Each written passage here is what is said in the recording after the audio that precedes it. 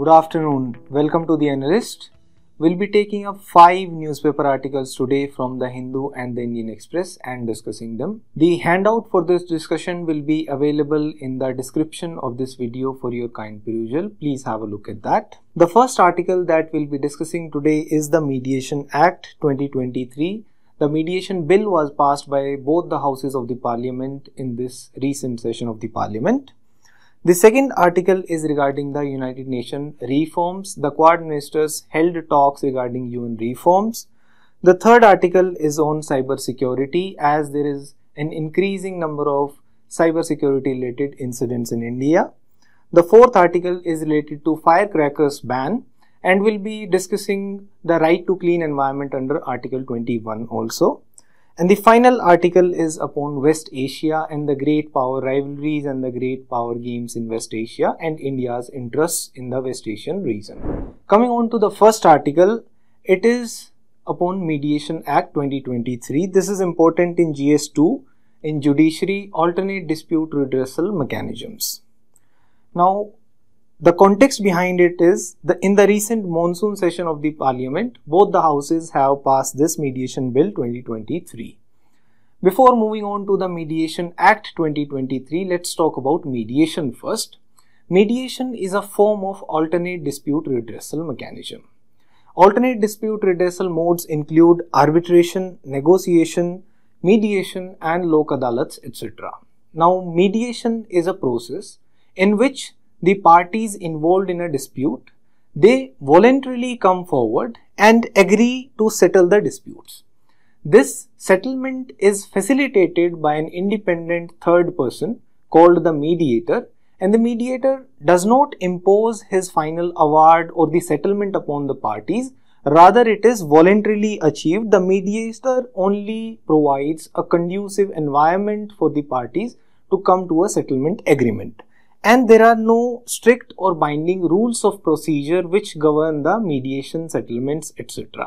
It does not work on the principles encoded in the Civil Procedure Code, etc. And it essentially is important because it reduces the burden on the courts, as has been observed by various former CJI also, that we need to promote alternate dispute redressal mechanisms to reduce the pendencies in the courts and to reduce the burden on the courts in India. Now, when we look at mediation in India, it can be of various types. One, it can be a court-referred mediation. The court-referred mediation means that, for example, under Section 89 of the CPC, the Civil Procedure Code, the courts can refer the parties to a mediation where they agree to settle their disputes with the presence of a third-party person, the mediator. The second, it can be through private mediation also. For example, two parties enter into a contract whereby the contract itself contains a clause that if there is a dispute between the two parties, then they will try to settle those disputes through mediation. Then that can also be a form of mediation. Then there can be some provisions under specific statutes also which contain provisions where the parties can settle their disputes through mediation. For example, the Commercial Courts Act, etc. And there are private ADR centers, that is private alternate dispute resolution centers, or court annexed mediation centers where the mediation can take place. For example, Delhi International Arbitration Center is an arbitration center annexed along with the Delhi High Court in Delhi. Now, what is the need behind this Mediation Act 2023? One, till now we did not have any dedicated law for mediation. Although for arbitration and conciliation we had an act, Arbitration and Conciliation Act, but for mediation we did not have any specific statute. Whereas in various countries, for example Australia, Singapore, Italy, etc., they have dedicated laws for mediation. And the Supreme Court Committee on Mediation and Conciliation Project Committee, it has observed that it is a tried and tested alternative for conflict resolution. And there are several statutes in India which contain provisions for mediation. For example, CPC 1908, it contains Section 89. There is Arbitration and Conciliation Act, there is Companies Act, there is Commercial Courts Act and the Consumer Protection Act. Also, India is a signatory to the Singapore Convention on Mediation. The same convention was formerly known as the United Nations Convention on International Settlement Agreements resulting from mediation. Now let's have a look at the Mediation Act 2023 and its salient features. The Act says that there should be a pre-litigation mediation. That is, before the parties go to a court to get their dispute resolved, it is mandatory for them to try mediation first. This is mandatory for civil or commercial disputes. Not only pre-litigation, even during litigation also, the court at any stage may refer the dispute to mediation if the parties agree for that.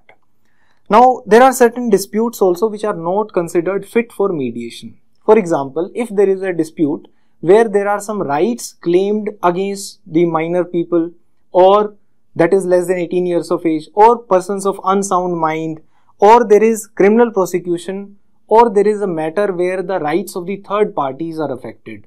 In such cases, disputes cannot be referred to mediation, and this list can also be amended by the central government from time to time as per this statute. What is the applicability of this act? It is applicable to the mediation proceedings conducted in India, even if one of the parties to the mediation settlement agreement is a foreign party also, and it is applicable to commercial disputes only if the government is a party. For others, the government may notify whether it will be applicable or not. Then when we look at the mediation process, mediation is supposed to be a confidential proceeding and it is supposed to be completed within 180 days, and it can be extended by further 180 days with the agreement of the parties, with the consent of the parties, and any party can withdraw after 2 sessions from the mediation, although it is mandatory for the parties to go for mediation pre-litigation.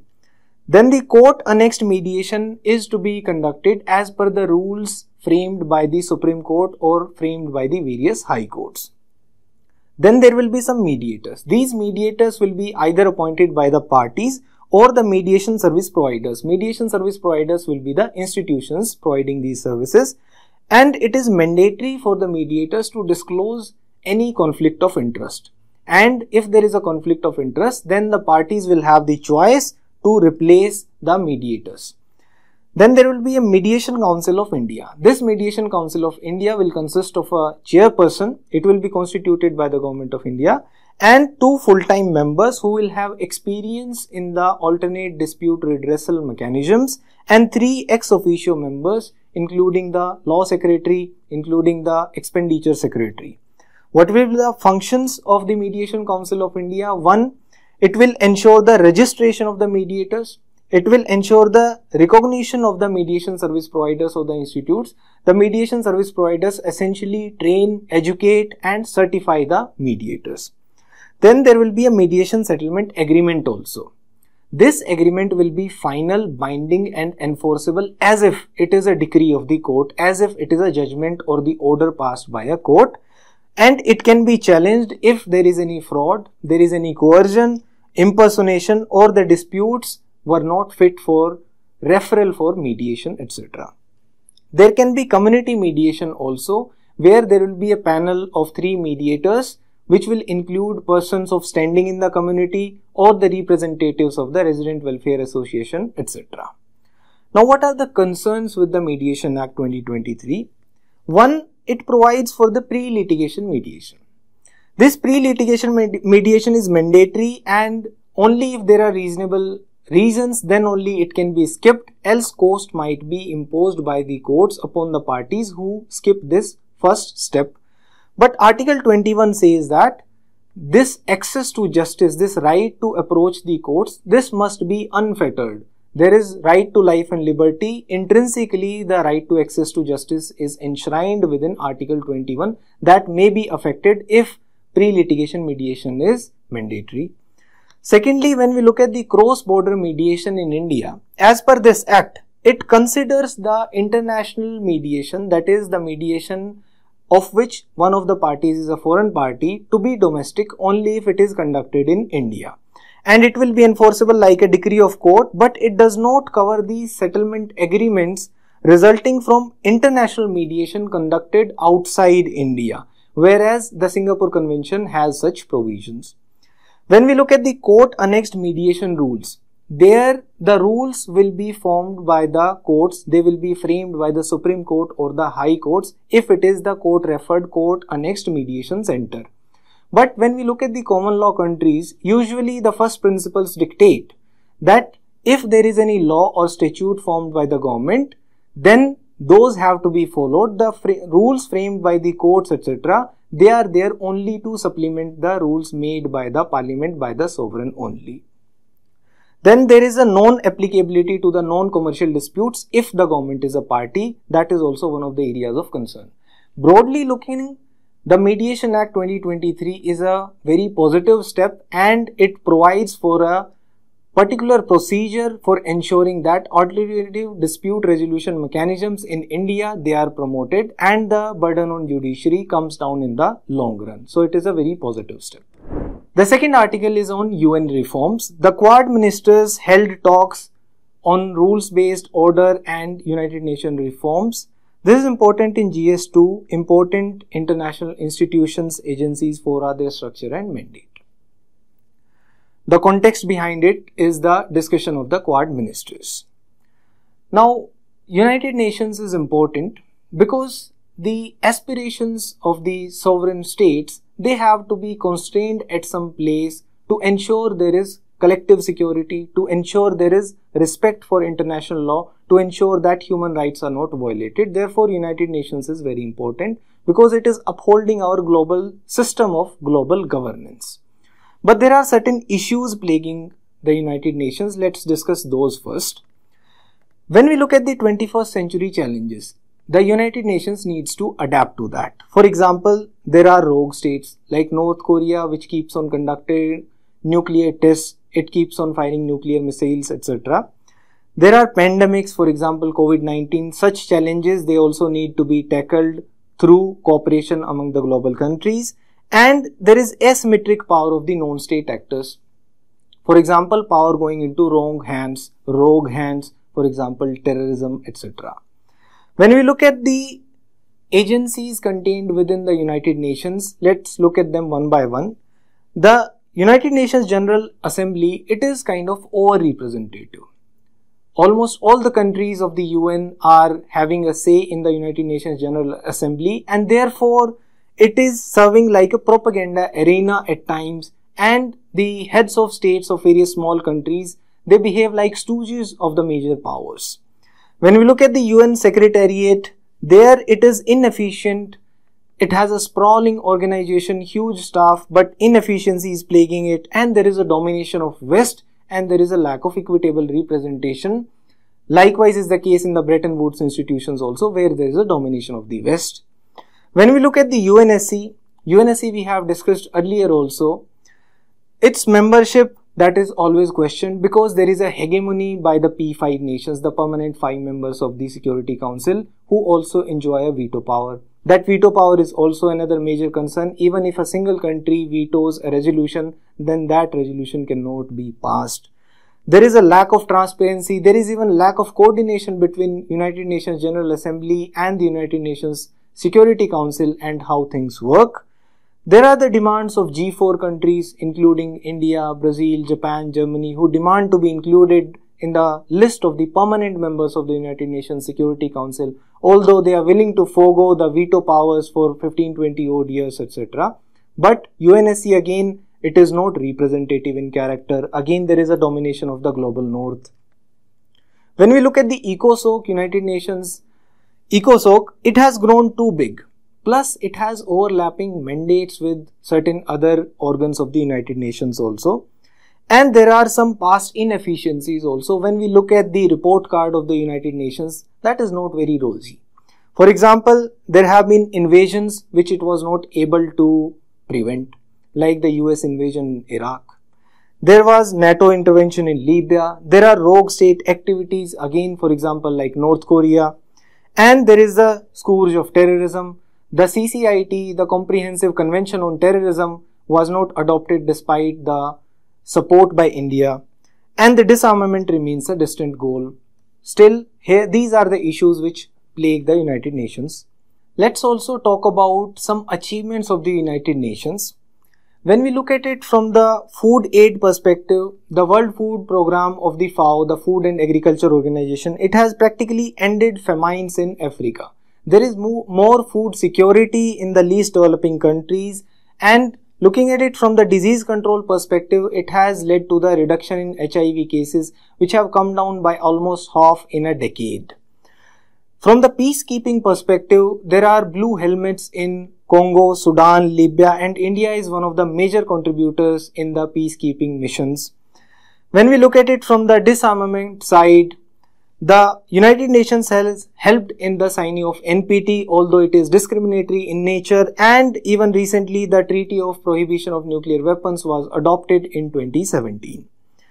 There are achievements of UNICEF also, where the under 5 mortality has almost halved in the last 30 years, and the achievements of UNESCO, they are also significant. For example, its conservation efforts, particularly in Ecuador, in Galapagos Island, they deserve praise. From the climate change perspective, the United Nations has helped in the adoption of the UNFCCC, United Nations Framework Convention on Climate Change, as well as the convening of the COPs, that is Conference of Parties, and it has led to the adoption of the conventions on ozone depletion as well as the greenhouse gases.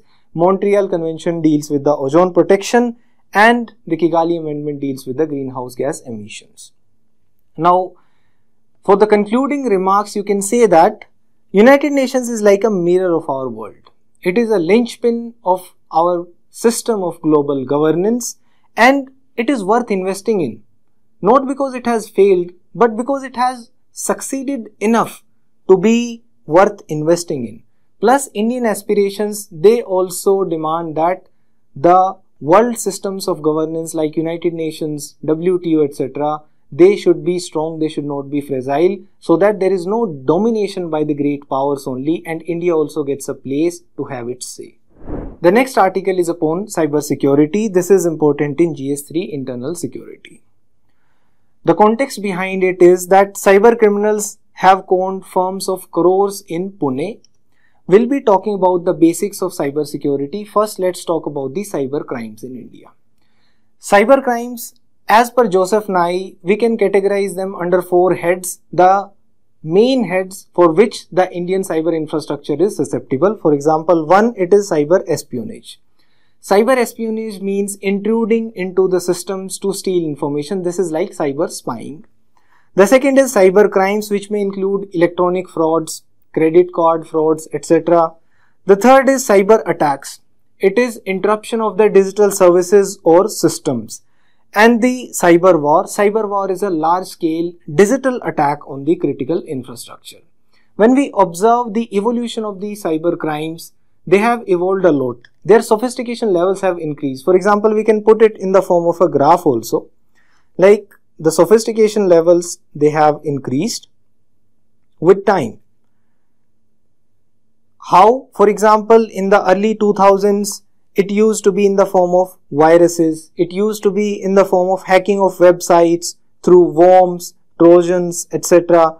Then around 2010s, there were more sophisticated methods of cyber attacks like DDoS, distributed denial of service, where a website is overwhelmed through traffic using botnets, etc.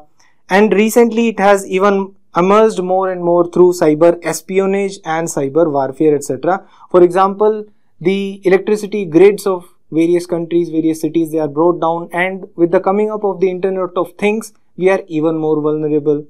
Some of the common cyber crimes include identity theft, social engineering. Social engineering is essentially that the cyber criminal tries to get in touch with you, and after gaining your trust, he tries to extract personal information from you, which is sensitive in terms of personal matters as well as financial matters. Then there is phishing. Phishing means sending emails with malicious links and potentially unwanted programs, installing them in your computer systems. What are the challenges for the cyber security in India?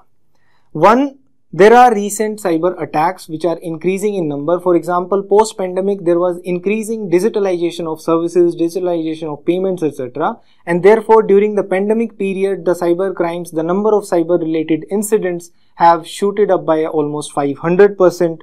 There are ransomware attacks. According to an official report, there is a loss of about 1.25 lakh crore in 2020 alone due to cyber-related incidents, cyber attacks.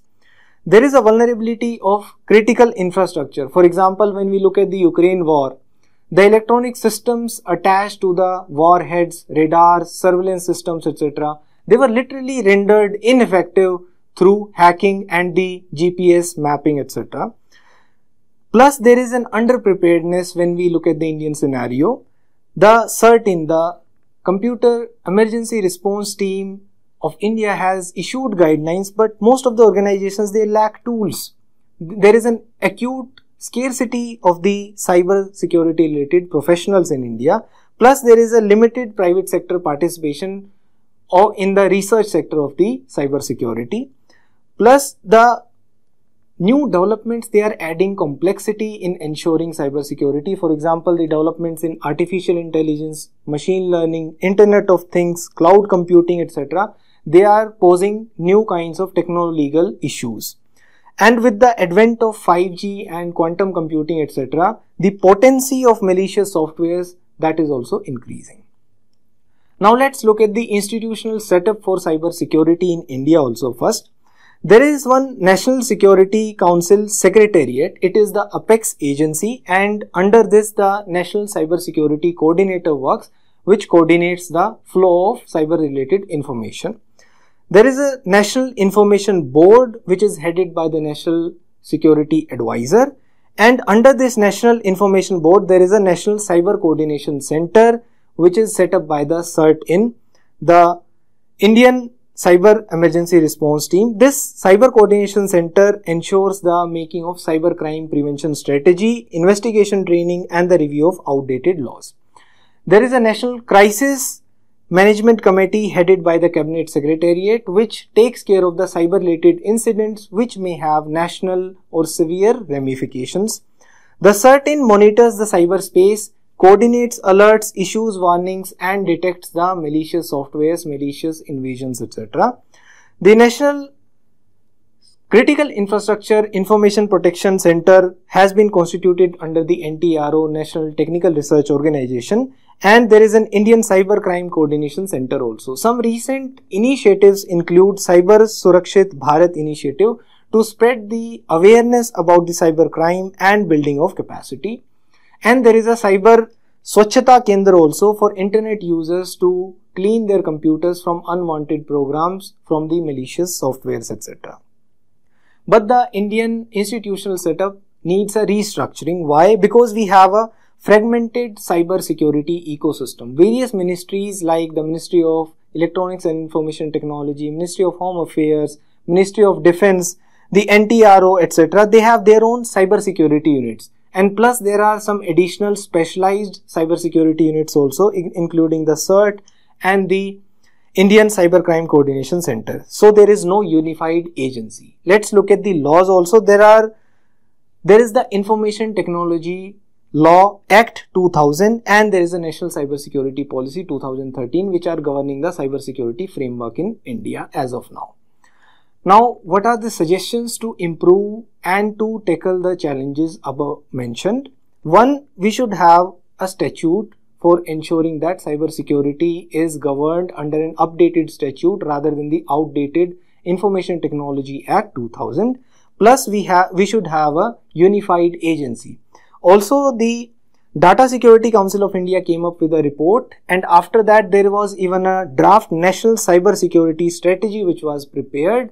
The report even recommended that we should have a definite budgetary allocation of 0.25% at least for ensuring development of cyber security related infrastructure in India, which can be further increased to 1%. We can develop offensive cyber related capabilities also. For example, they will help in deterrence and we can develop softwares to intercept attacks also. We can try air gapping. Air gapping is essentially a concept where the computers attached to the critical infrastructure, they are not connected directly to the internet. Whatever information is required to be fed to them, that is conveyed through hard drives, pen drives, etc. Therefore, there is an air gap between the internet and the computers connected to the critical infrastructure. and we can invest in big data analytics and cloud computing abilities so that we are able to tackle the upcoming cyber related threats also. The next article is regarding the sale of firecrackers and its ban in Delhi. This is important in GS2. There was even a previous year question also which was asked in 2015. Does the right to clean environment entail legal regulations on burning crackers during Diwali? It was asked in the context of Article 21, which has right to clean environment implicitly contained within it. Now, what is the context behind this article? The Supreme Court has recently rejected the plea to include barium as an ingredient in fireworks while retaining the prohibition on the sale and bursting of the joint crackers. Now, let's look at some broad ideas related to the firecrackers ban. Not only firecrackers ban, but related to Article 21 in general. First, when we look at the problem itself, there are problems with cracker burning. For example, it is causing air pollution in Delhi, but there are other reasons also. Yes, firecracker ban will help in bringing down respiratory related diseases, etc. But there is a lack of scientific certainty. Plus, there are arguments that it might affect the right to freedom of religion under Article 25 because under some sects it is considered pious to burn firecrackers, to burst firecrackers during the time of auspicious occasions or festivals like Diwali, etc. But as per Supreme Court observations itself, the Articles 25, which contains the right to freedom of religion, it is subject to reasonable restrictions also. There are restrictions like public order, health, morality, etc. And therefore this freedom is subservient to the other rights contained within Part 3. It is subservient to Article 21 also. And the precautionary principle here has to be applied. For example, this principle was enunciated in the Vellore Citizen Welfare Forum case. There the court observed that if there is a lack of scientific certainty in determining whether an activity is causing severe environmental damage or not, that cannot be an excuse for delaying the action for it. Because if there is probability of severe environmental damage, permanent environmental damage, then that activity has to be proactively prohibited or forbidden. And plus the burden of proof in such cases lies on the entity which is potentially causing such severe harm to the environment to prove that the actions that it is taking, it is not causing harm to the environment and it is safe, etc. Also in MC Mehta versus Kamalnath case, the court observed that the basic parts of environment like water, air, etc., they cannot be polluted at any cost. Here, the health should take precedence over the commercial interests. The firecrackers industries, they are having commercial interests over here, and the quality of life, that is an intrinsic part of right to life and liberty contained within Article 21. This quality of life has been read specifically into Article 21 by the Supreme Court in multiple judgments. What can we do? We can go for a graded reduction maybe and eventual prohibition. As of now, the Supreme Court has allowed green firecrackers, and these things should not be looked at through the lens of religion.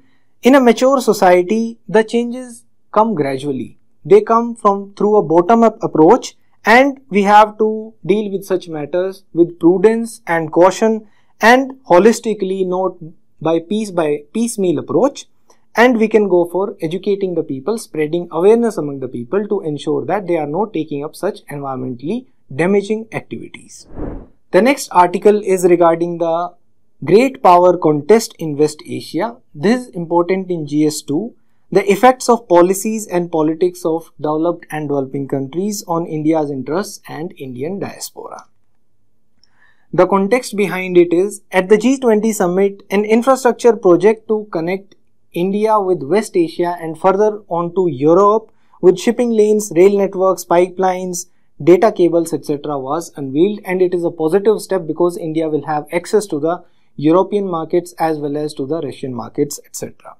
This article talks about the great power game in West Asia, and it is also discussing the US foreign policy in the West Asian region. America is having a foreign policy to bring together its two main pillars in the region. It wants to ensure that there is harmony between the Gulf Arab nations and Israel, because it will suit the American interests and it wants to bring them closer to meet their common geopolitical challenge, that is Iran's rise, because USA does not want Iran to rise in the region to become a superpower in the region. Therefore, it has even supported the Abraham Accords. Abraham Accords were the accords signed between UAE and Israel for further cooperation. Now, recently USA has been deprioritizing the West Asian region and it has been shifting its focus to East Europe and East Asia. East Europe because there is the Ukraine war going on, and East Asia because China is increasing its dominance in the South China Sea and USA is always conducting freedom of navigation exercises in the region. Because USA's focus in the West Asian region, particularly after its security concerns in the other regions increased, and also it did not need the West Asian oil as much as it needed earlier, it has led to a kind of a security vacuum in the region. And because there is a security vacuum, the regional powers, they are autonomizing their foreign policies. For example, the Qatar blockade was ended. It was supported by Saudi Arabia earlier. And the Arab countries, they are going for a reconciliation with even the Syria's Assad regime, which has the backing of Russia actually. And the Saudi, UAE, they have been coming together to join the BRICS also. That is the grouping which contains the countries including Brazil, Russia, India, China and South Africa. Now, because USA is deprioritizing and there is a security vacuum, China is trying to fill that vacuum. Why? Because 70% of the oil needs of China is met through imports, and for that West Asian region serves as a good supply source. And how China is increasing its focus? It is fast becoming the biggest trading partner of almost all the countries in the region because it is purchasing oil from there. It is becoming a great investor. For example, in Chabahar port in Iran, it has invested almost $46 billion, whereas Indian investment there is almost about $500 million only. It is acting even as a peacekeeper also, as observed in the Iran-Saudi reconciliation agreement where China had a great hand. Now, what are India's geopolitical interests in the region? One, India will get connectivity to Europe also and to Russia also through the Middle East.